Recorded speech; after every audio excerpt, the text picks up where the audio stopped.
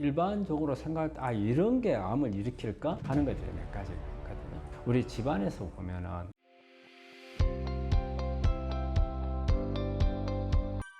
암 전문의가 꼽는 무서운 암은 어떤 암인가요? 우리 이제 의사들이 볼 때 상당히 이제 이건 난치성이다, 치료가 어렵다 이렇게 생각하는 암들이 몇 가지 있죠. 그래서 보통 우리 이제 췌장암이나 폐암, 간암 요 세 개를 이제 주로 이제 많이 꼽아요. 그럼 이제 췌장암 같은 경우는 사실 생존율이 매우 낮죠. 보통 이제 미국 암학회에서는 1년 생존율을 28.8% 정도로밖에 보질 않아요. 5년 생존율은 한 7.9%라고 이렇게 통계 자료가 나와 있거든요. 근데 이제 국내 자료는 5년 생존율이 15.9%로 나와 있어요. 그래서 서양 사람들보다는 생존율이 그래도 조금 높은 편이라고 할 수가 있죠. 근데 이제 그리 하는 이유가 몇 가지인데 그 중에서 제일 큰 게 빨리 발견이 안 된다는 거예요. 이렇게 우리가 요즘에 뭐 혈액 검사도 하고 초음파도 하고 해서 발견할 수 있지만 조기에는 그런 방법들을 동원해도 잘 발견하기 어려운 게 이 췌장암이거든요. 그 다음에 우리가 췌장암은 다른 암하고 비교해서 이런 표현을 써요. 돌덩어리처럼 돼 있다는 거예요. 암이 뚫고 들어가기 어렵고 너무 암 덩어리가 단단해져 있어서 그만큼 치료가 어렵다. 그래서 여러 가지 면역 세포들에 대한 공격도 어렵고 항암제라든지 이런 약제들에 대해서도 반응을 잘 안 한다는 이게 췌장암의 가장 큰 문제점입니다. 그 다음에 이제 우리가 또 폐암은 우리가 세계에서 사망률 1위 암으로 되어 있는 게 폐암이거든요. 발견했을 때 대부분 상당히 진행되는 경우가 많은 거죠. 그래서 우리가 이제 전 세계적으로 이게 폐암의 평균 5년 생존율이 한 20% 정도로 보고 있어요. 국내 자료를 보면은 한 40.6%로 되어 있는데 우리가 폐암은 두 가지로 나뉘거든요. 비소세포암이냐 소세포암이냐. 근데 비소세포암은 되게 수술도 좀 할 수 있으면서 예후도 좀 좋아요. 조기에 발견된 경우에는 거의 한 82%의 5년 생존율을 보이거든요. 그런데 이제 소세포암은 되게 이제 수술도 하기도 어렵고 처음에 발견했을 때에 따라서 예후가 많이 달라지는데 폐 한쪽에 이게 제한되어 있는 경우에는 5년 생존율이 한 16%. 그런데 만약에 이게 다른데 림프절이라든지 이런 데로 좀 퍼져나가 있을 경우에 진행형이라 이럴 때는 거의 4%밖에 안 되고, 근데 우리가 소세포암 같은 경우는 처음 발견되면 거의 대부분 다 진행형으로 발견이 많이 돼요. 그만큼 진단이 어렵다는 거죠. 거의 한 70%에서 진행형이라고 그래요. 그래서 우리 폐암은 어려운 게 뭐냐면 조기 발견이 어렵다. 우리가 일반 종합검진이라 일을 할 때 폐암을 검사하기 위해서는 그냥 단순 엑스레이만 찍거든요. 근데 그 단순 엑스레이 안 나오는 경우가 대부분이고요. 또 우리 한국 사람들 결핵 같은 게 많아요. 또 우리가 살면서 여러 가지 질환들로 인해서 암하고 구분되지 못하는 그런 음영들이 보이는 경우가 있거든요. 그래서 이제 이런 부분들이 암하고 구분이 잘 안 되기 때문에 더 어렵죠.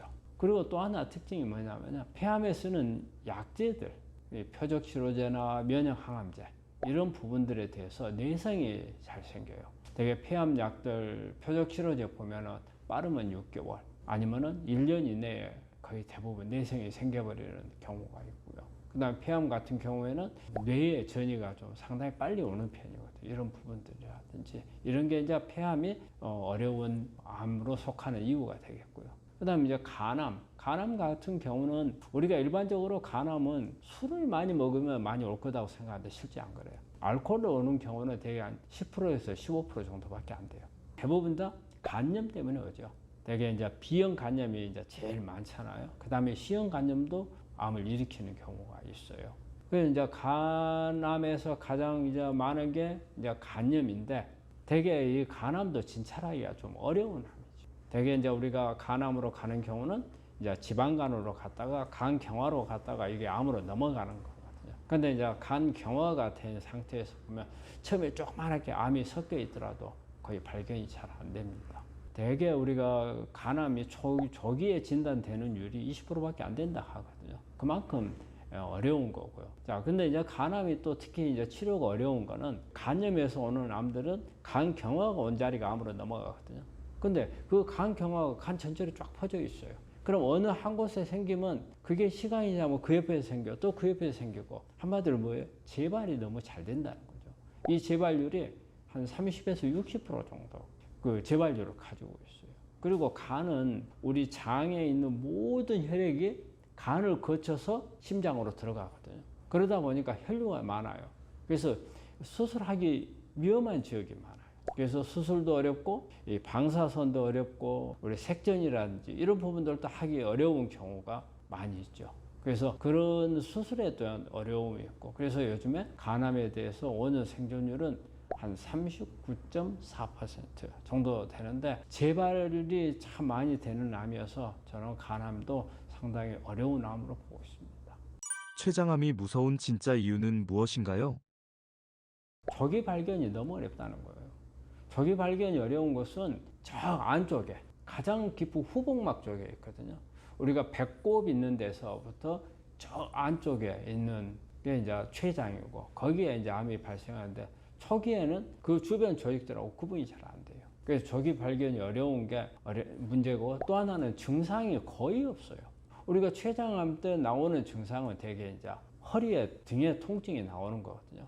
근데 그런 증상들이 나올 때 보면 뭐 요추부 염좌라든지 뭐 디스크라든지 뭐 이런 부분들하고 구분이 잘 안 돼요. 그래서 조기 발견이 어렵다는 거. 그 다음에 췌장암은 주변에 혈액이 엄청 많아요. 혈관이 많아요. 그래서 처음 발견됐을 때 대부분 이 혈관들에까지 전이가 된 경우가 많아요. 그 혈관들에 전이가 되면은 수술하기 하는 것 자체가 어렵고, 주변에 또 혈관들이 중요한 혈관들이 많으니까 조금만 진행이 돼버리면은 그 혈관들 전이가 안 됐더라도 혈관들이 많아서 접근이 어려워지고, 그리고 췌장암은 우리 특히 두부암 같은 경우는 수술이 우리가 복부암 수술 중에서 가장 큰 수술이 이게 췌장암 수술이거든요.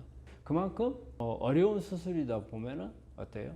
그만큼 리스크도 높고, 그리고 조금만 진행이 돼버리면 하지 못하는 이런 부분들이 많이 있기 때문에, 그리고 또 혈관에 이렇게 침범이 잘 되기 때문에 혈관에 갔다는 것은 다음에 다른 장기로 이게 전이가 잘 된다는 의미거든요.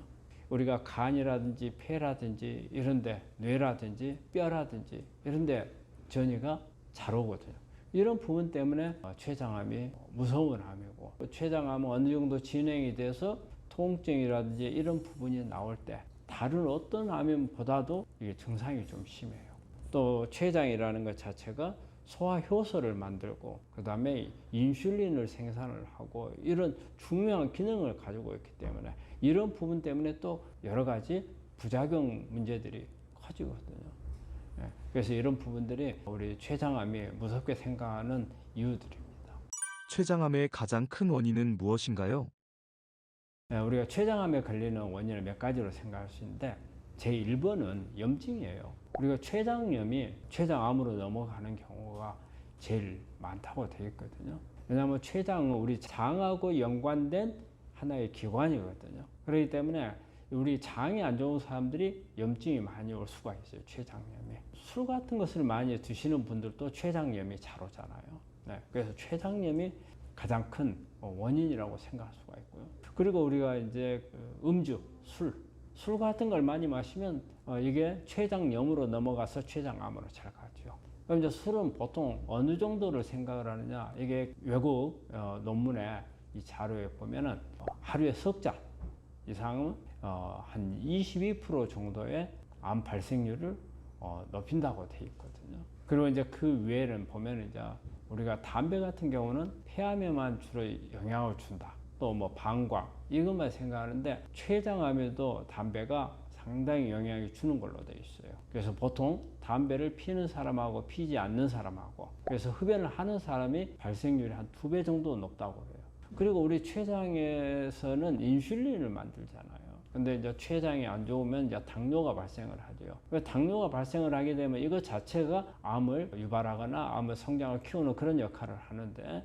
이 당뇨가 있는 분들이 췌장암에 걸릴 가능성이 한 1.8배 정도 높다고 이렇게 보고가 돼 있어요. 그래서 이제 이런 췌장암에 대한 그 원인들에 대해서 이렇게 논문이 나와 있는 걸 한번 살펴보면요. 2013년도 10월 달에 나온 논문인데, 이게 펀메디에서 나온 걸로 저널 가스트로엔테롤로지 헤파톨로지라는 저널에 발표된 거예요. 만약에 췌장염을 한 5년 이상 지속한 경우에는 발생률이 14배 정도 이렇게 올라간다고 되어 있고요. 근데 또 췌장에 유전적으로 약한 사람들이 있어요. 그래서 유전성 췌장염이 있는 사람들은 거의 한 70배 정도 높다고 그래요.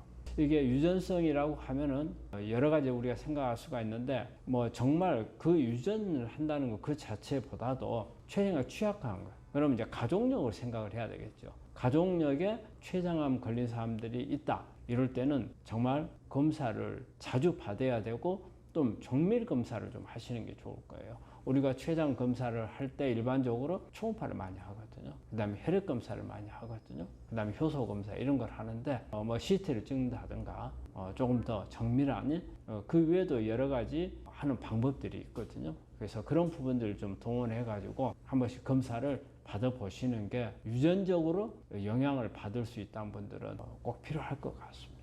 또 다른 논문을 한번 보면은 2010년 11월 달에 이 NIH 펀메드에 올라온 자료인데 우리가 췌장암에 대해서 역학조사, 최신의 역학조사를 한 걸 보면은 여러 가지 췌장암에 관한 그 역학조사에서 일반적으로 췌장염이 가장 많은 원인이지만 알코올 섭취가 이제 췌장암 위험을 상당히 증가시킨다. 또 그 외에 과체중, 비만이죠. 비만. 그 다음에 내당증. 그 다음에 당뇨라든지 여러 가지 세포에 오는 대사성 질환들이 전부 다 췌장암을 일으킬 수 있는 원인 요인이라고 이렇게 발표를 한 자료가 있습니다. 췌장암의 전조 증상은 어떤 것이 있나요? 우리가 췌장암 전조 증상 하면은 일단 증상이 없다고 생각을 해야죠. 무증상이죠. 우리가 암 중에서 가장 전조 증상이 없는 암이 췌장암입니다. 췌장암은 왜 없냐면요. 저 장기 맨 뒤에가 있기 때문에 그래요. 이게 좀 겉으로 지금 올라와야 지금 증상이 좀 나올 건데 맨 뒤에 들어가 있기 때문에 전조 증상이 잘 없어요. 그래서 췌장암의 전조 증상은 무증상이라고 말할 수가 있어요. 그런데 이제 우리가 조금이라도 좀 생각해 볼 수 있는 게 일반적인 암이에요.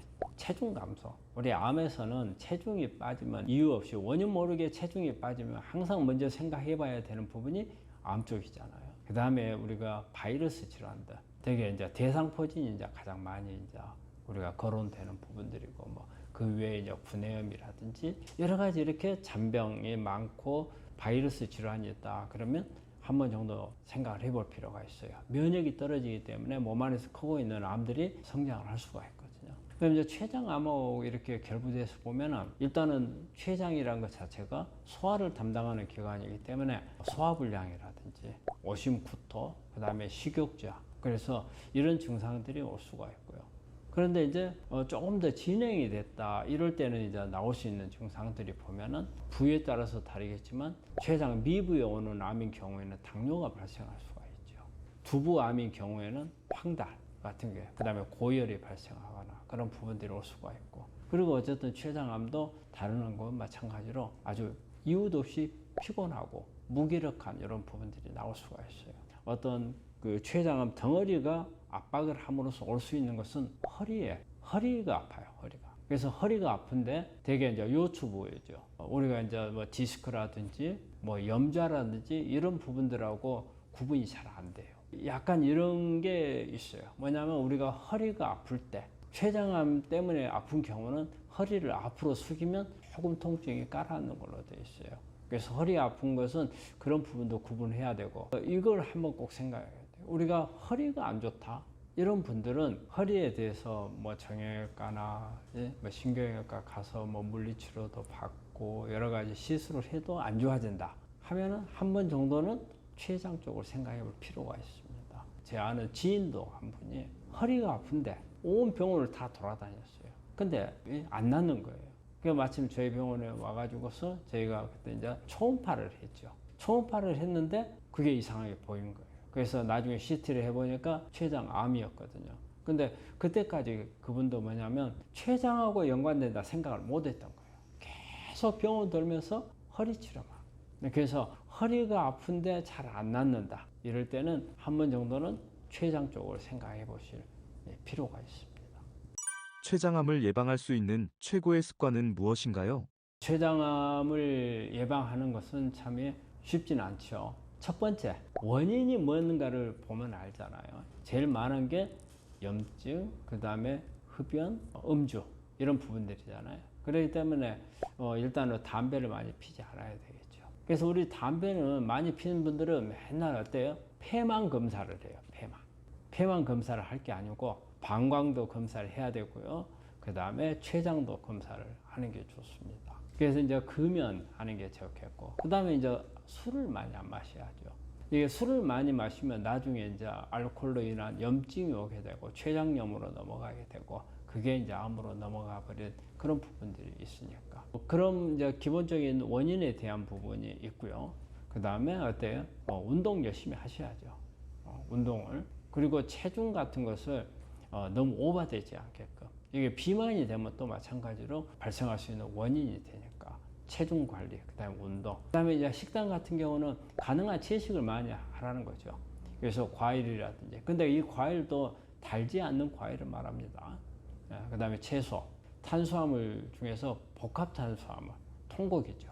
그러니까는 뭐 통밀, 뭐 호밀, 그다음에 우리가 보리, 뭐 현미 이런 것들 좀 많이 먹고, 그다음에 이제 뭐 어떤 지중해 식단으로서 이제 올리브 오일이라든지 이런 부분들도 도움이 되겠고, 그리고 비타민을 조금씩 비타민 B 계통을 좀 보충해 준 게 좋겠고요. 제가 가장 췌장암을 예방하기 위해서 제일 중요한 것은요, 이런 부분들도 있겠지만 저는요, 정기적으로 건강 검진을 받는 게 가장 중요하다고 생각을 해요. 주기적으로 해야 이런 것을 한다 하더라도 내가 하려고 했던 시기 때 이미 뭔가가 씨앗이 자리 잡고 있다면 발견을 하기 어려운 상태에서 커버릴 가능성이 있어요. 이럴 때는 예방을 한다고 해가지고 큰 도움이 안 될 수도 있거든요. 그렇기 때문에 제가 예방법에 가장 중요한 것은 정기적인 건강검진이라고 말씀드릴 수 있습니다. 암 환자들이 놓치는 염증 독소 유발 요인은 뭐가 있을까요?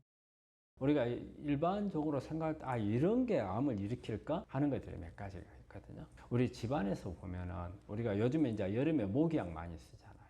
또 이렇게 집안에서 퀴퀴한 냄새가 나면은 그 냄새를 없애기 위해서 아로마 같은 걸 많이 쓰기도 하고, 여러 가지 향을 내게 하는 거, 디퓨저 이런 부분들은 이 안에 여러 가지 같이 포함되어 있는 성분들이 있어요. 대개 이제 VOC라는 게 있고요. 그 다음에 여러 가지 화학 물질들이 있는데, 이런 부분들이 특히 VOC 같은 경우에는 발암물질일 가능성이 있거든요. 그래서 이런 부분들을 좀 조심해야 돼요. 그래서 만약에 이런 걸 쓰는 경우에는 항상 환기를 잘 해야 돼요. 환기를. 근데 뭐 우리가 여러 가지 아로마 같은 걸 좋아하는 분들이 요즘에 참 많잖아요. 많은데 안에 환기를 잘 안 하게 되면 여러 가지 건강에 좋지 않은 부분들이 생길 수 있으니까. 근데 되게 이런 걸 뿌려놓으면 닫아놔요. 오히려 이 냄새가 나갈까 봐서. 근데 꼭 환기를 하시라는 걸 말씀드리고요. 그리고 우리가 좌식 생활을 하는 경우에요. 좌식. 오래 앉아 있는 거. 요즘에는 직장인들 오래 앉아 있잖아요. 아침부터 출근해가지고 일하다 보면 점심 때 잠깐 일어나서 쉬었다가 오후 되면 또 앉아 있고. 그래서 이 부분들이 상당히 암을 일으키는데 영향을 준다고 그래요. 이 부분에 대해서 2020년에 MD 앤더슨 보도 자료가 나온 게 있어요. 앉아서 생활하는 사람이 앉지 않고 생활하는 사람들에 비해서 약 암 사망 위험이 한 82% 정도 높다고 이렇게 발표를 했어요. 이 내용을 자마라는 이게 잡지에다가 발표를 했거든요. 여기에 주 저자인 수잔 길크리스트 박사가 우리들이 연구한 결과를 보니까 암을 진단받기 전에 오랫동안 앉아 있었던 그 시간 있잖아요. 그 시간이 내가 앞으로 암 사망할 가능성이 있는 시간이라는 거죠. 그러니까 그만큼 오랫동안 앉아 있는 게 내가 사망을 촉진하는 그런 영향을 준다는 말이 되거든요. 그래서 이게 좌식 생활을 하시는 분들은 가능한 중간에 자주 좀 일어나서 환기도 하고 또 좀 걷고 이런 부분들을 좀 하시는 게 좋으리라고 봐요. 그리고 또 하나 보면은 우리가 김치가 WHO의 2등급으로 발암물질로 돼 있거든요. 근데 이게 일반적인 우리가 그 김치를 말하는 건 아니고요. 오래된 김치, 묵은 김치 속에 보면 질산염이 많이 생겨요. 이것 때문에 나중에 이게 발암물질을 일으킬 수가 있고, 우리 김치 보면은 하얗게 곰팡이 슬잖아요. 그럼 이게 아플라톡신, 곰팡이 독소가 있어요. 이런 분들이 일단은 암을 일으키는 영향을 줄 수가 있거든요. 그렇기 때문에 묵은 김치는 너무 오래된 거, 너무 오래된 것은 좀 피하시는 게 이것 하나에 우리가 좀 알아둬야 될 부분인 것 같고요. 또 하나, 우리 뜨거운 물 같은 경우는 특히 차를 좋아하는 분들은 뜨거운 물을 많이 마셔요. 그래서 이것도 마찬가지로 2급 A로 등록이 되어 있어요. 발암물질. 그래서 이런 게 뜨거운 물은 안에 화상을 일으키잖아요. 그래서 염증을 일으켜요. 이게 오래 지속이 되면 나중에는 이게 DNA 돌연 변이를 일으키고 암을 일으키는 원인이 돼요. 이 부분에 대해서 이렇게 연구한 자료가 있어요. 특히 우리가 뜨거운 물을 많이 마시면 식도암이 잘 온다고 되어 있거든요. 특히 우리가 중국 사람들이 차 문화가 발달이 돼서 중국 사람들이 인후암이라든지 구강암이 식도암이 이런 게 많아요. 거기 논문 자료를 보면 이게 2011년도에 발표된 자료인데요. 2007년부터 2010년까지 환자 213명하고 그 다음에 대조군 213명을 이렇게 비교를 해서 보니까 뜨거운 물이나 아니면은 음식이나 음료수를 섭취한 사람들이 식도암 위험이 매우 증가를 하더라는 이런 논문 자료를 낸 게 있고요. 그 국제암연구소 WHO에 2016년도에 65도씨 이상의 물은 발암성이 있다. 그래서 등급을 그룹 2A로 분류를 해놨거든요. 그래서 여기에 이 자료 보면 아주 대대적으로 연구를 했어요. 한 전 세계에 한 1000건 이상의 어떤 역학조사를 한 거, 그 다음에 동물 실험한 거, 이런 부분들을 기반으로 해갖고 발표한 자료거든요. 우리 여러분들 아마 뜨거운 물이 이렇게 암을 일으킬 수 있다는 것을 잘 생각을 못 했을 거예요. 그래서 너무 뜨거운 물을 자주 마시는 것은 좋지 않기 때문에 특히 아마 뜨거운 물 좋아하는 분들은 차를 좋아하는 분들이 많아요. 그래서 차를 마실 때 약간 식혀서 마시는 게 암을 예방하는 데 도움이 되리라고 생각을 합니다. 암 환자 면역에 어떤 것들이 영향을 미칠까요? 우리 이제 암 환자의 면역을 우리가 이제 상식적으로 생각을 해볼게요. 우리가 암 환자의 면역을 담당하고 있는 면역 세포가 두 가지가 있어요. 하나는 NK 세포가 있고 하나는 T 세포가 있어요. 아마 우리 환자분들이 NK 세포는 참 말을 많이 들어봤을 거예요. 우리가 NK 세포는 말 그대로 찾아다니면서 이상한 놈이 있으면 잡아 죽이는 그런 역할을 해요. 하지만 T 세포는 어떤 수지상 세포나 대식 세포나 또 NK 세포나 이런 세포들이 어떤 적이 있다는, 즉 암이 있다는 신호를 먼저 캐치를 해야 돼요. 그래서 이 캐치한 신호를 T세포에다 알려줘요. 그러면 이 T세포는 그때 움직여요. 그래서 이렇게 면역을 담당하는 게 주 담당은 T세포, NK세포, 보조하는 게 수지상세포, 대식세포, 또 호중구도 보조를 하는 역할을 조금은 해요. 이게 이제 일반적으로 개념을 말하는 면역이고, 그런데 실제적으로 이제 면역이라고 하는 것은 어때요? 혈액에 돌아다녀 있어 가지고 아무 기능이 필요가 없죠. 마지막 도착하는 곳이 어디예요? 암덩어리에 도착을 해야 하잖아요. 암덩어리에 와서 이게 제대로 공격을 할 건가는 또 다른 문제예요. 이 덩어리 안에는 여러 가지 암을 공격하기 위한 이런 이 면역세포나 보조하는 세포들이 다 모여 있어요. 그런데 어떤 경우는 암을 크고 어떤 경우는 암이 없어진단 말이에요. 그럼 내 거 면역이 있는데 이거는 이 덩어리 안에 환경이 암을 공격할 수 있는 환경이 되는 경우가 있고 되지 못하는 경우가 있어요. 암을 공격하는 환경이 되면 이 암은 줄어들 수밖에 없어요. 왜? 면역세포가 계속 공격을 해서 죽이기 때문에. 그런데 이 환경이 공격할 수 없는 환경으로 바뀌었을 때 오히려 이 면역세포들은 암을 보호해줘요. 싸가지고. 그래서 암이 성장하도록 오히려 도와줘 버리는 꼴이 돼요. 그런 요소가 관여가 되어 있고요. 또 하나는 여러 가지 이제 유전자들이 계속 신호를 주는 거예요. 암세포한테. 크도록. 우리가 정상세포에서는 세포 하나가 사망을 하면 사망한 만큼만 보충하잖아요. 이게 죽은 만큼만. 그러니까 예를 들어서 하나가 죽었다. 그러면 하나만 보충시키면 돼요. 그러면 그게 정상세포예요. 그런데 하나가 죽었는데 신호가 10개 만들어 하는 신호가 온다 그 말이에요. 10개를 만들게 되니까 어째 덩어리가 커질 수밖에 없잖아요. 이게 암이에요. 근데 이런 그 유전자가 환경이 나쁘면 변이가 더 일어나요. 계속. 그래야 나중에 시간이 가면 갈수록 암이 악성으로 가는 거죠. 그러면 이런 부분들이 또 마찬가지로 암세포를 공격하는 요인이 되거든요. 여기에도 마찬가지로 환경이 나쁘게 되면 면역도 나빠지고 이 유전자가 변이가 잘 일어나고 이런 부분들이 종합적으로 합쳐서 어떤 경우는 암을 억제가 되고 어떤 경우는 암을 키우는 역할을 하죠. 그렇기 때문에 우리가 치료를 한다 했을 때는 면역도 높여야 되지만 면역을 높여서 제대로 공격할 수 있게끔 암세포에 불리한 환경을 우리는 만들어내야 돼요.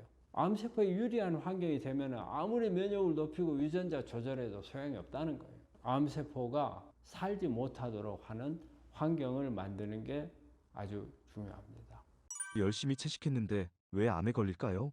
그러니까 완전 채식을 한다 하더라도 우리가 완전 채식하는 사람 암에 안 걸린다. 그건 아니죠. 왜 그러냐면 완전 채식을 한다 했을 경우에 이것도 한번 생각해 봐요. 우리가 오메가6는 염증을 많이 일으킬 수 있는 거고 오메가3는 염증을 줄이는 거죠. 암은 염증성 질환이라고 그랬어요. 일종의 세포에 염증을 일으키는 것을 우리가 대사성 질환이라고 하거든요. 세포에 염증을 일으킬 수 있는 요소들이 많다면 그것도 암을 유발할 수 있는 거잖아요. 그러면 주로 이제 이런 부분들을 한번 생각해 볼 수가 있어요. 대개 우리가 식용으로 쓰는 기름들이 있잖아요. 기름들은 대개 뭐 해바라기씨유라든지 포도씨유라든지 여러 가지 많잖아요. 면화유라든지 이런 부분들이 대개 다 오메가6예요. 오메가6는 염증을 많이 일으켜요.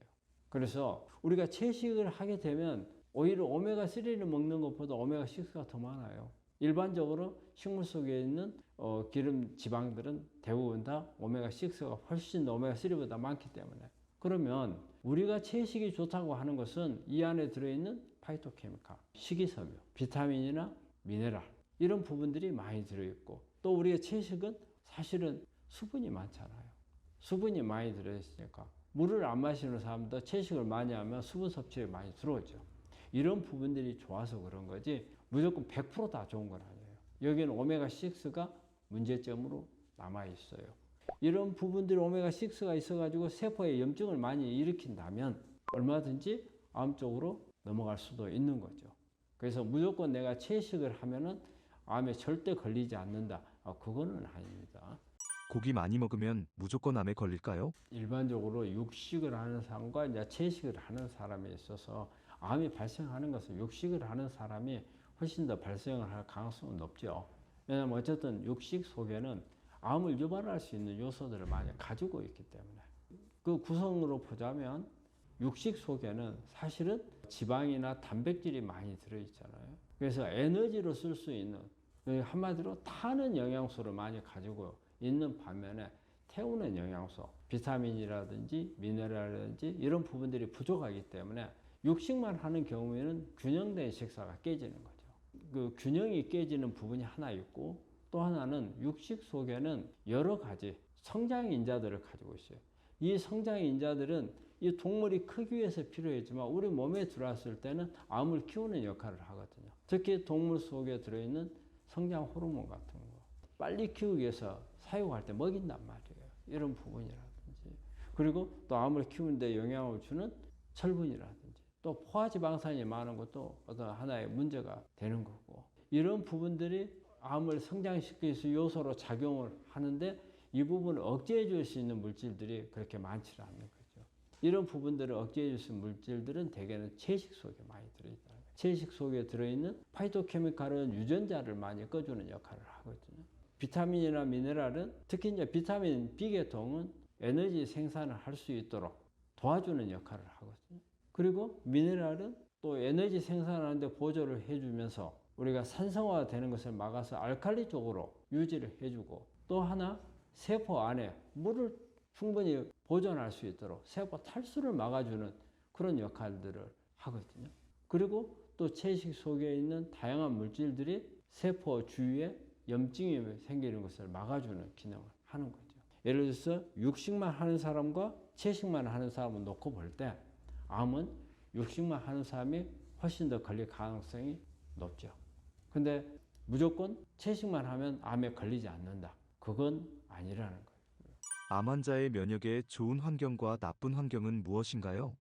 아주 좋은 질문인데 암세포가 살기 좋은 환경이라는 건요. 대개는 가장 우리가 쉽게 상식적으로 볼 때는 산성화예요. 산성화가 암 주변에 산성화가 돼 있으면 면역세포는 공격을 잘 안 해요. 그래서 일부러 우리 암세포는 어때요? 암 주변에다가 산성화를 만들죠. 뭘로 만들어요? 우리가 포도당을 먹잖아요. 이 포도당을 가지고 에너지를 만들면서 젖산을 만들어내요. 이제 부수적으로 젖산이 나오죠. 마지막 산물이. 그러면 젖산이 산성이 강한 산성이거든요. 이걸 쫙 옆에다 다 깔아버리는 거예요. 그럼 면역세포가 들어와가지고 산성 지역에 들어오면 힘을 못 써버려요. 그러면 공격을 하네요. 그러니까 암세포가 이게 젖산을 만드는 이유가 바로 본인이 죽지 않고 살아남기 위한 방법이 되는 거죠. 이게 이제 가장 기본적인 암세포가 죽지 않는 환경이 되는 거고. 면역세포들이 보면은 특히 이제 대식세포 같은 거 이래요. 대식세포는 우리 몸에 그 어떤 염증 반응이나 있을 때 마지막 청소부 역할을 해요. 또 청소부 역할을 하지만 한편으로는 정보를 전달하는 역할을 해요. 그래서 우리 면역세포들이 싸워가지고 죽이잖아요. 어떤 뭐 바이러스나 암세포나 죽이면 이거를 대식세포가 청소를 하기 위해서 먹어요. 먹어가지고 그냥 청소만 하는 게 아니고 이게 도대체 어떤 놈인가 분석을 해요. 그래서 이 분석을 한 정보를 다시 T세포에 알리는 거예요. 그래서 T세포가 받아보고 아 이거는 공격할 필요가 없어. 그러면 공격을 안 하고 정보를 받았는데 이게 이물질이야. 적이 들어온 거야. 이거는 제거해야 돼. 그 결론이 나면은 이 T세포가 대식세포가 알려준 정보에 관한 면역세포를 몽땅 만들어내요. T세포로. 그래가지고 그걸로 바로 공격을 해서 죽여버리죠. 그런데 대식세포가 오히려 암을 보호하는 대식세포로 바뀌는 경우가 있어요. 그래서 보통 이제 그것을 대식세포 1, 2로 나누는데 2번이 오히려 공격을 안 하는 거고 1번은 공격을 하는 거예요. 그러니까 1번 상태가 되면 대개는 완벽히 공격을 해요. 근데 2번 상태가 되면 공격을 안 한단 말이에요.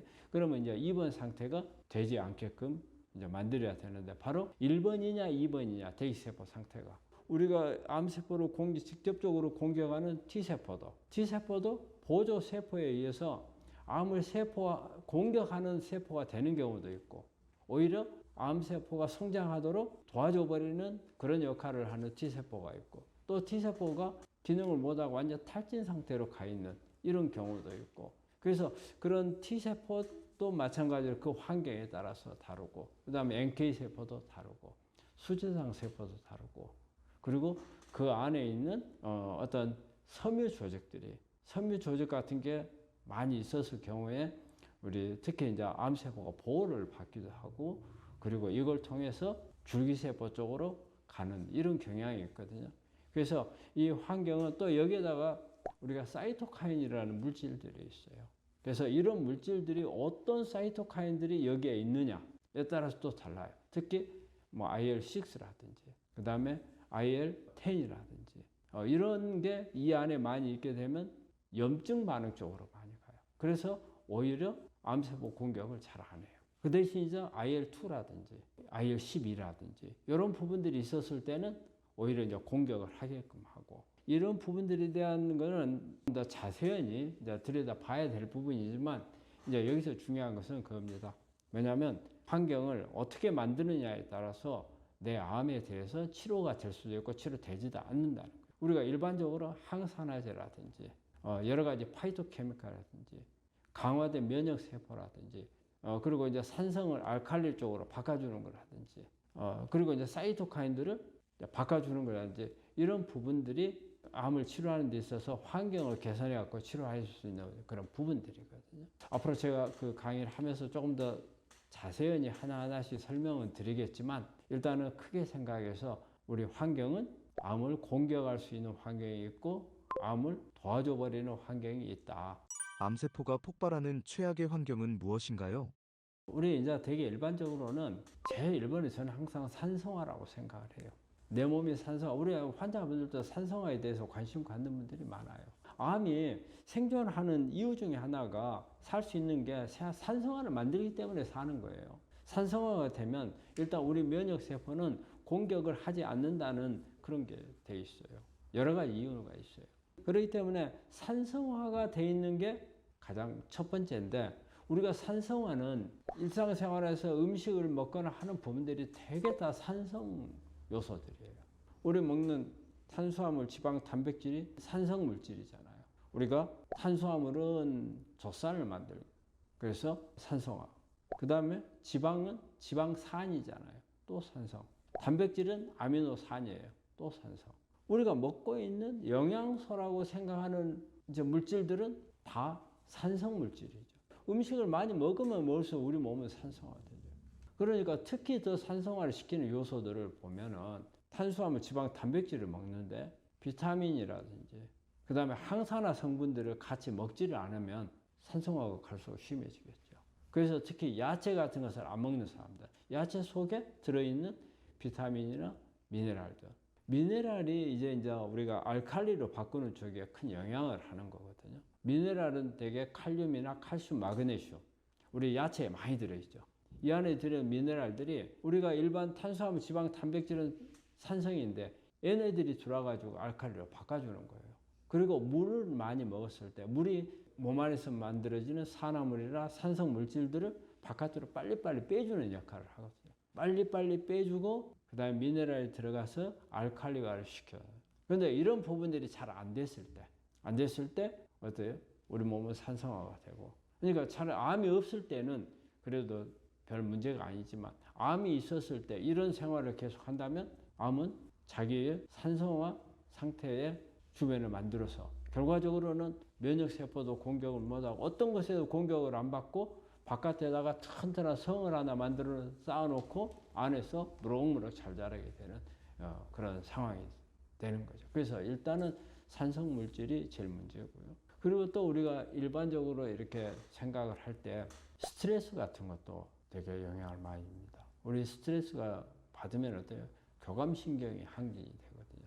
교감신경이 항진이 되면 결과적으로는 산성화 상태를 많이 유지를 하게 돼요. 그래서 스트레스 같은 것도 마찬가지고 수면장애도 마찬가지입니다. 수면장애도 마찬가지고 생활하는 데 있어서 규칙적으로 생활하지 못한 것도 마찬가지로 그런 부분들이고 이런 부분들이 주로 산성화를 이야기를 하고 안에 환경을 전부 다 산성화 하나로서 모든 면역 세포들을 다 바꿔치기 해버리는 거죠. 그래서 산성화를 개선해야 된다 해서 하지만 그렇게 쉬운 게 아닙니다. 어떤 분들 오셔가지고 이런 말씀 하시거든요. 나는 채소밖에 안 먹는다. 근데 나 계속 검사를 하니까 산성화다. 그런 말씀 하시는데 그거는 딱 한 가지만 생각을 하시는 거예요. 예를 들어서 내가 채식을 먹지만 이것도 탄수화물이거든요. 그리고 우리가 완전 채식만 먹을 수는 없잖아요. 그 단당류 계통의 밥을 먹을 수 있고 그리고 또 우리 환자분들은 현미 같은 걸 먹잖아요. 현미는 무조건 다 복합 탄수화물이라고 생각을 해요. 그런데 현미도 어때요? 현미를 걷어냈을 때가 우리 쌀이잖아요. 도정된 쌀이잖아요. 그러면 그 안에는 우리가 단당류가 들어있어요. 단지 뭐냐면 그 겉에 있는 식이섬유나 미네랄이나 비타민들을 같이 먹는다는 거잖아요. 하지만 안에는 있다는 걸 생각을 하셔야 되고 이렇게 했을 때 일반적으로는 우리 몸의 산성화를 막는데 안에 비타민, 미네랄들이 들어있기 때문에 막아줄 수가 있는데 예를 들어 가지고 내가 해독 기능이 떨어졌다. 그럼 안에 있는 산화물들이 만들어지는데 이 산화물들을 제거할 수 있는 능력이 떨어졌다. 먹는 것은 정말 난 채식밖에 안 먹었어. 그 산화물을 제거할 수 있는 능력이 없다든지 그 외에 다른 요소들이 계속 산화물이 만들도록 주는 것. 즉 뭐냐면 스트레스, 수면 장애라든지 또 주변에서 내가 생활하는 환경에서 영향을 주는 뭐 매연이라든지 여러 가지 요소들 이런 부분들이 다 복합적으로 오는 거란 말이에요. 그런데 이런 부분들을 배제를 하고 나는 채식만 먹었는데 왜 내가 알칼리가 안 되느냐. 그런데 이런 분들은 한번 본인이 다시 한번 생각을 해봐야 될 거고요. 또 하나 요소가 있어요.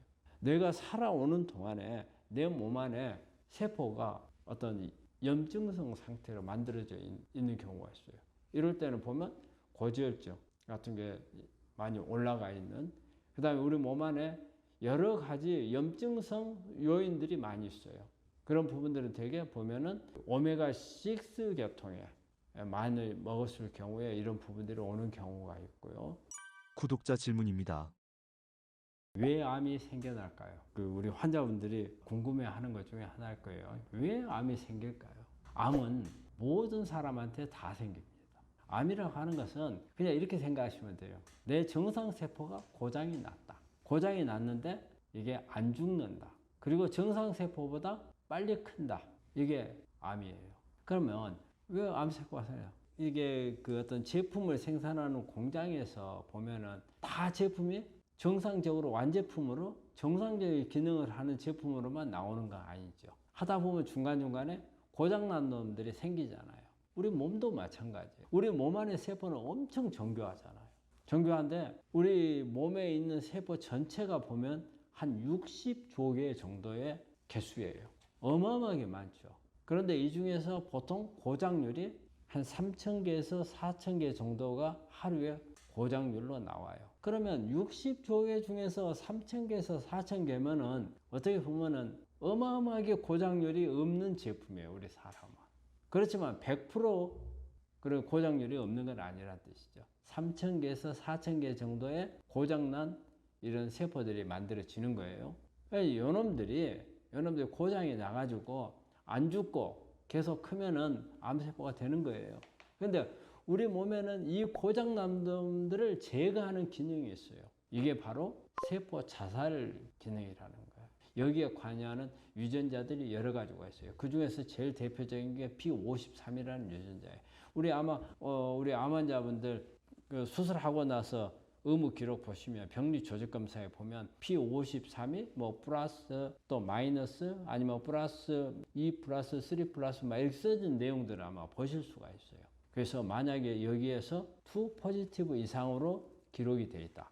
그러면 이 바로 세포 자살시키는 유전자가 고장이 났다. 그래서 이렇게 세포 자살 프로그램이 정상적인 암이 없는 사람들은 이 프로그램에 의해서 만들어진 이 고장난 3,000개에서 4,000개를 다 죽여버린 거예요. 그런데 내 몸에 무슨 이유인지는 모르겠지만 이런 고장난 세포들을 죽이지 못하는 상태로 가버리는 경우가 있어요. 그게 이제 암세포가 되는 거예요. 그래서 이놈들이 크면서 이것도 암세포도 어떻게 보면은 살아있는 생명체거든요. 생명체가 되다 보니까 그 암세포가 공격을 받는 부분들이 또 있어요. 그게 또 뭐겠어요? 면역세포예요. 여기에서 세포 자살 프로그램에서 빠져나온 놈들이 그 다음에 공격을 받는 게 면역세포한테 공격을 받아요. 면역세포한테 공격을 받는데 여러분 살아있는 생명체니까 면역세포한테 공격을 받지 않게끔 하는 또 이걸 환경을 만들어요. 그런데 이 환경을 암세포가 만들지만 바탕은 뭐예요?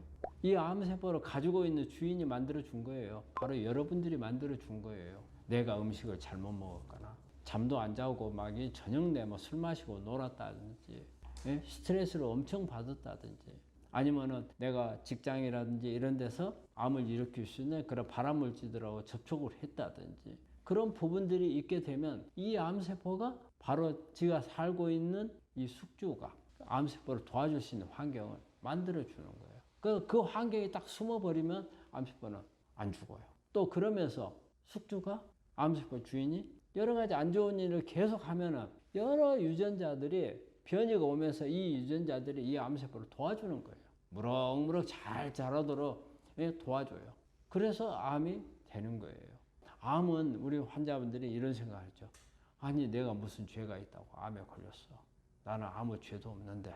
그런데 사실 이제 크게 보면은 사실 대개 보면 암은 성격적으로 스트레스를 받는 정도에 따라서는 어떻게 보면 남들을 희생한 사람들이 잘 걸려요. 하지만 내 몸 안에서 볼 때는 암세포가 크도록 하는 환경은 바로 그 암을 가지고 있는 사람이 만들도록 도와준 겁니다. 내 죄입니다. 내 죄. 그렇다 해서 다른 사람들 죄를 지어서 그런다는 게 아니고 내 몸에 정상적인 세포만 살고 암세포가 잘 살지 못하도록 만들어야 되는데 그렇게 못 만든 죄라는 겁니다. 그래서 암이라고 하는 것은 왜 생기냐가 아니고 바로 우리 몸 안에 있는 세포들이 만들어지면서 고장난 세포가 바로 암세포라는 겁니다. 우리 암 환자분들이 가장 잘못 알고 있는 것은 잘 먹는다는 것을 잘 못 알고 있죠. 잘 먹는다는 것을. 저기 얼마 전에 우리 환자분이 이런 환자분이 있었어요. 그분 이제 유방암 환자인데 나이는 한 70대 이렇게 되신 분인데 그분이 집에서 이렇게 있으면 좀씩 어지럽대요. 근데 우리 암 환자분들이 어지러운 증상이 많이 나옵니다. 뭐 수술 받고 항암 받고 이러다 보면 자율신경이 좀 손상이 와요. 그래서 자율신경 실조증이 오는 거거든요. 그 교감신경하고 부교감신경의 균형이 깨져요. 그러다 보면 갑자기 이렇게 좀 핑 돌고 일어나려고 할 때, 특히 앉아 있다가 일어설 때 핑 도는 수가 있어요. 그 우리가 정상인 사람들은 우리 교감신경하고 부교감신경이 이걸 딱 밸런스를 맞춰줘 가지고 어지럽지 않게 일어설 수가 있거든요. 근데 우리 암 환자분들의 그런 경우가 있어요. 근데 우리 환자분들이 그걸 두 가지로 생각해요. 하나는 내가 빈혈이 생겼다. 또 하나는 내가 면역이 떨어졌다. 이렇게 생각을 하더라고요. 그래서 빈혈이 생겨서 이것을 올리고 그 다음에 이제 기력이 이게 떨어지고 그랬으니까 올려야 한다 해가지고 잘 먹어야 된다. 이렇게 생각을 하셔서 잘 먹는데, 이분들이 잘 먹는 것을 항상 뭘로 생각하느냐? 고기, 육식을 잘 먹어야 된다. 그분 같은 경우는 저한테 그래요. 오늘은 소고기 먹고, 내일은 돼지고기 먹고, 뭐 그 다음날 염소고기 먹고, 또 어디 가서 장어 먹고. 그래, 그분 혈액 검사를 해보니까 갑작스럽게 중성지방 수치가 어마어마하게 올라간 거예요. 우리가 음식을 먹고 남으면 우리 몸에서 쓰고 남는 것은 중성지방으로 만들어가지고 이 중성지방을 갖다가 지방세포에다 집어넣어 버리는 거거든요. 살을 찐다는 이제 이런 개념인데, 그분이 어지러워가지고 그렇게 잘 먹은다는데, 그렇게 해가지고 어지러운 게 해결되느냐? 절대 해결되는 건 아니거든요. 그런데 이렇게 그분들처럼 어떤 어지러운 것만 하더라도 빈혈이 왔고, 그 다음에 체력이 떨어졌으니까 보충을 하기 위해서 잘 먹어야 된다. 이 잘 먹는다는 개념을 항상 육식으로 생각을 많이 해요. 근데 전혀 그러질 않습니다. 우리가 특히 우리 육식 중에서 단백질은요, 하루에 필요한 양 외에는 내 몸에다 어디다 주질 않아요. 다 버려요. 그런데 우리가 먹는 음식 중에 우리 환자분들이 알아야 될 부분들이 하나 있어요. 우리가 먹는 음식 중에 그날 먹는 것을 해독하기 위해서 쓰는 에너지가 엄청납니다. 그러니까 먹는 음식을 다시 배설하기 위해서 쓰는데 에너지를 또 몽땅 쓰게 돼요. 그럼 결과적으로 내가 먹는 것은 먹는 것 해결하기 위한 에너지 필요한 재료까지 같이 먹어야 되는 거예요. 그렇다면 우리가 해독하는데 쓸데없이 남아서 해독하는 그것만큼은 필요 없잖아요. 안 먹어도 되잖아요. 그리고 그걸 먹었을 때는 간이나 신장이 부담이 되잖아요. 신장이. 그리고 이런 노폐물이 많이 쌓이니까 우리 지방세포에다 지방을 또 저장을 하게 되니까 결과적으로 비만만 올 수가 있는 거고. 쓸데없이 많이 먹는 거. 그래서 특히 단백질 같은 거 그렇습니다. 단백질은 보관을 안 합니다. 여러분들 그걸 아셔야 돼요. 그러니까 딱 그날 필요한 양 외에는 많이 먹는 거는 아주 불필요한 일이에요. 그런데 우리 대부분 사람들은 어때요? 잘 먹는다면 단백질을 많이 먹는다 이렇게 생각을 하잖아요. 그건 좀 잘못된 생각이죠. 특히 잘 먹는다 할 때 단백질 섭취 많이 하는 것은 결코 그렇게 바람직하지 못합니다. 이렇게 잘 먹는다 할 때 이렇게 고기를 먹는다. 이 부분에 대해서는 잘못 생각하신 거고, 그 다음에 이제 우리가 생각할 수 있는 부분들은 이제 이렇게 지방 같은 거 이제 먹을 때, 특히 이제 오메가3라든지 오메가6라든지 이런 부분들에 대한 구분. 또 우리가 이제 올리브 오일 같은 경우는 오메가9이거든요. 무조건 오메가가 들어가면은 좋은 걸로 생각을 하는데 다 그런 건 아니에요. 우리가 오메가3는 세포막을 이렇게 구성하는 성분이기 때문에 오메가3로 세포막을 구성하면은요, 우리 영양분이라든지 산소 공급을 원활하게 해주는 아주 그런 좋은 작용이 있어요. 우리가 근데 오메가6는 염증을 잘 일으켜요. 염증을. 그래서 우리가 일반적으로 만성 대사성 질환을 일으키는 사람들은 세포가 오메가6로 구성이 되어 있는 사람들이 많아요. 또 우리가 이게 포화지방산으로 많이 되어 있으면은 이게 세포는 어째 탄력이 있어야 돼요. 그리고 세포 사이 틈새가 많아야 돼요. 그래야 이 사이로 산소도 들어가고 영양분도 들어가고 미네랄도 들어가고 잘 원활하게 드나들 수가 있거든요. 근데 이게 딱딱해지면 그 기능이 떨어져요. 그래서 이렇게 탄력이 있고 원활하게 영양소들이 드나들 수 있게끔 해주는 게 오메가3예요. 그래서 오메가3가 그런 부분에서 도움이 되고, 그래서 가능한 오메가6를 줘야 되고, 근데 되게 이제 올리브 오일 같은 경우는 오메가9이거든요. 그래서 오메가9 같은 경우는 암 쪽에도 영향을 주는 게 있지만 오히려 심혈관 쪽에 혈관을 좋게 해주는 이런 역할을 하는 게 오메가9이죠. 그래서 우리가 지중해식 식단에 보면 가장 중심이 되는 게 올리브 오일이잖아요. 근데 이제 서양 사람들이 지중해 근방에 이렇게 사는 서양 사람들이 되게 보면 우리 동양 사람들에 비해서 심혈관 질환 문제가 있는 사람들이 많죠. 뭐 심근경색 같은 관상동맥 질환이라든지 아니면 뇌경색이나 뇌출혈 같은 게 잘 오잖아요. 이런 부분에서 더 도움이 되는 게 올리브 오일이죠. 이런 그 지방을 먹을 때 오메가3가 많은 것을 찾아서 먹는 건데 그냥 뭐 올리브 오일이 좋다. 또 아니면은 우리가 일반적으로 고기 속에 들어있는 것도 뭐 지방이고 뭐 전부 다 이렇게 좋은 거. 특히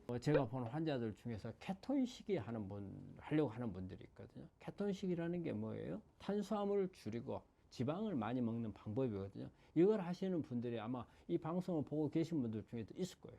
그런데 이분들이 주의해야 될 부분이 뭐냐면요. 케톤식을 하는데 지방을 많이 먹잖아요. 제가 전에 보니까 우리 돼지 비계 썰어가지고 막 먹기도 하고요. 그 다음에 베이컨 막 몽땅 먹기도 하고. 그런데 그거는 결코 좋은 방법이 아닙니다. 우리가 돼지고기 포화지방산 몽땅 들어있죠. 그리고 우리 지방 속에는 동물이 가지고 있던 노폐물도 같이 가지고 있어요. 그런데 그런 거를 케톤식이 하기 위한 방법으로서 쓰는 거. 이런 부분들은 결코 좋은 게 아니거든요. 식물성, 좋은 지방을 쓰고 이것을 많이 늘렸을 때 케톤식이 효과를 내는 거거든요. 그래서 케톤식이 하는 분들이 특히 이런 부분들 또 주의를 하셔야 되거든요. 그리고 또 이제 그 지방을 먹을 때 이제 요리하는 것을 좀 주의를 많이 해야죠. 그런 부분에 따라서 보면 그냥 이런 게 좋으니까 무조건 아무런 방법 관계없이 먹어도 된다. 그게 그런 부분이 아니에요. 또 이제 이런 게 있어요. 우리가 오메가3가 좋다고 하니까 오메가3가 많은 게 들깨라든지 아마씨 같은데 오메가3가 많죠. 견과류에도 좀 있고 햄프시드에도 들어있고 많이 들어있잖아요. 자, 이런 부분들을 먹을 때 어떤 방법으로 먹는 게 좋은가? 우리 한국 사람들은 들기름을 병에다가 짜가지고 많이 먹잖아요. 우리 환자분들이 저한테 자주 물어보는 게 그 들기름을 많이 물어봐요. 그런데 우리가 오메가3는 열에 약하거든요. 그렇기 때문에 오메가3 기름을 만들 때 특히 아마씨나 들기름을 만들 때는 방식이 저온 압착 방식이어야 됩니다. 완전하게 볶아버리면은 트랜스 지방으로 바뀌어버릴 수가 있어요. 그래서 저온 압착 방식을 해야 되고 그 다음에 그 기름을 절대 공기 중에 노출이 돼서는 안 돼요. 공기 중에 노출이 되면 산화가 되거든요. 그래서 공기 중에 노출이 안 되게끔 해가지고 이렇게 섭취를 하는 게 바람직하거든요. 그러려면 어때요? 사실 우리 병에다가 들어있는 기름은 일단은 그렇게 환자들한테 바람직한 건 아니에요. 이미 한번 마실 때마다 병 따가지고 부어서 마시면 그 자체가 공기 중에 노출이 됐잖아요. 그러고 나서 또 병 막에 막아놔요. 그러면 이거는 또 시간이 지나면서 훨씬 더 트랜스 지방으로 바뀔 가능성이 있어요. 그래서 만약에 이런 부분들을 조금 더 우리가 아주 바람직하게 이용을 하려면 저는 우리 들깨 같은 경우는 껍질하고 같이 먹으라고 그래요. 그날 먹을 하루 24시간 양을 들깨를 약간 살짝만 볶아가지고 그냥 먹으면 또 비린내가 나니까 살짝만 볶아가지고 그걸 갈아가지고 그냥 24시간 이내에 그걸 다 먹는 거예요. 그리고 이 껍질이 우리가 오메가3가 산화되는 것을 막아주는 성분들이 이 껍질에 있어요. 그래서 껍질을 버리지 말고 같이 먹는 게 좋습니다. 아마씨도 마찬가지입니다. 그래서 일단은 이렇게 병에 만들어진 것보다는 되게 캡슐에 제품을 구하더라도 캡슐에 들어있는 것이 훨씬 더 공기 중에 노출이 안 되거든요. 그러니까 어떤 방법으로 먹느냐도 중요하죠. 그래서 그런 부분들을 우리 환자분들이 보면은 잘 모르는 것 같아요. 그리고 그 외에도 이제 비타민이라든지 미네랄 이런 걸 이제 보충하는 데 있어서도 보면은 이것을 가열해서 먹는 게 좋은 건지 아니면은 그냥 생으로 먹는 건 좋은 건지 그런 음식이 어떤 거냐에 따라 식자재가 어떤 거냐에 따라서 좀 다르거든요. 그 다음에 이렇게 음식끼리 서로 섞어서 먹어도 되는 게 있고 섞어서 먹으면 안 되는 부분들도 있고 음식을 먹는 데 있어서도 그냥 무조건 섭취하면 된다가 아니고 여러 가지 방법들 그 다음에 가공하는 방법들 그 다음에 또 어떨 때 먹는가도 이렇게 중요합니다. 그런 부분들을 내가 먹고 있는 음식들을 한번 살펴보면서 어떤 방법이 가장 좋은가를 이렇게 여러 가지 서치를 하다 보면 나올 수가 있거든요. 그렇게 해서 드시는 게 바람직하고 그런 부분들을 우리가 조심해야 될 거라고 생각합니다. 우리가 잘 먹는다는 개념은 양으로 잘 먹는다는 게 아니고 질로 잘 먹어야 된다는 거죠. 또 질이라 하더라도 내 몸에 맞춰서 먹는 게 잘 먹는 거죠. 내가 뭐가 부족하지? 내가 근육이 많아. 그러면 내가 근육을 늘릴 필요는 없잖아요. 그때그때 나한테 필요한, 난 오히려 이제 암을 억제할 수 있는 이런 방향으로 나가야 되고, 또 근육이 부족해서 근육을 길러야 한다면 근육에 맞추는 이제 그런 부분들이 잘 먹는 거지. 그러니까 양을 잘 먹는 게 아니고 질적이면서 나한테 필요한 것들을 먹는 게 잘 먹는 거라고 생각을 하는 거죠. 그러니까 운동을 열심히 했는데 암에 걸렸다. 이제 이런 분들이 이제 종종 그런 말이, 아니 내가 운동도 열심히 하고 있는데 내가 왜 암에 걸리느냐, 이제 이런 말씀을 하시는데, 제가 이제 사례를 하나 말씀을 드릴게요. 그 어느 한 분이 오셨는데, 그분이 자기 여동생하고 같이 왔어요. 그래서 여동생이 유방암이에요. 유방암에 대해서 한참 상담을 하고 하면서 제가 이제 운동에 관한 이야기를 한 거예요. 뭐 유산소 운동을 어떻게 하고, 그 다음에 뭐 근력 운동을 어떻게 하고 하니까, 옆에 있던 오빠가, 아니 원장님, 그러면 저는 왜 암에 걸렸어요? 그래서 아 왜요? 그랬더니 자기가 대장암이었다는 거예요. 근데 자기는 일주일에 5일간 종주 등반을 한대요, 산에서. 그리고 거의 산속에서 산대요. 그러면 자기가 그 운동 열심히 했고, 산속에서 좋은 음식들 찾아서 다 먹어, 주로 채식 많이 했고, 그 다음에 산속에 있으면 산소 농도도 높고, 아니 내가 암에 걸릴 이유가 없지 않느냐, 이런 말씀 하시더라고요. 그래서 제가 그랬어요, 환자분은 그래서 암에 걸렸다.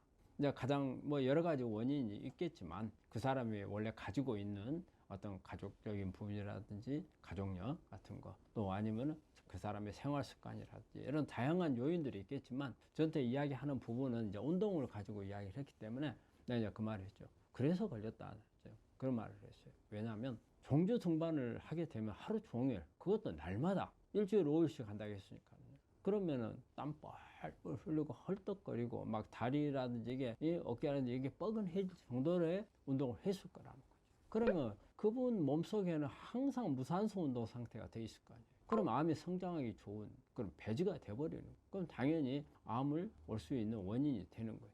너무 이렇게 운동을 과하게 하신 분들은 저는 그것도 암을 발생하는 데 있어서나 암을 치료하는 데 있어서나 좋지 않은 방법이라고 생각을 해요. 암은 항상 저는 이제 산소 공급이 잘 돼야 된다는 것을 말씀드리는 거거든요. 그러려면 우리가 들이마시는 산소와 몸 안에서 에너지를 만드는 필요 양과 이게 딱 맞아야 되거든요. 그런데 부족하게 되면 결과적으로는 우리 몸 안에서 산화물이 몽땅 만들어지는 거고, 또 정상적인 미토콘드리아 대사가 안 되니까 우리가 세포질에서 만드는 무산소 과정을 통한 에너지 만드는 시스템이 작동을 하게 되는 거고, 그러게 되면 암을 발생시킬 수도 있고 암을 악화시킬 수도 있는 그런 요인이기 때문에 운동하고 관련해서는 저는 과격한 운동은 그렇게 바람직하지 않다고 생각을 합니다.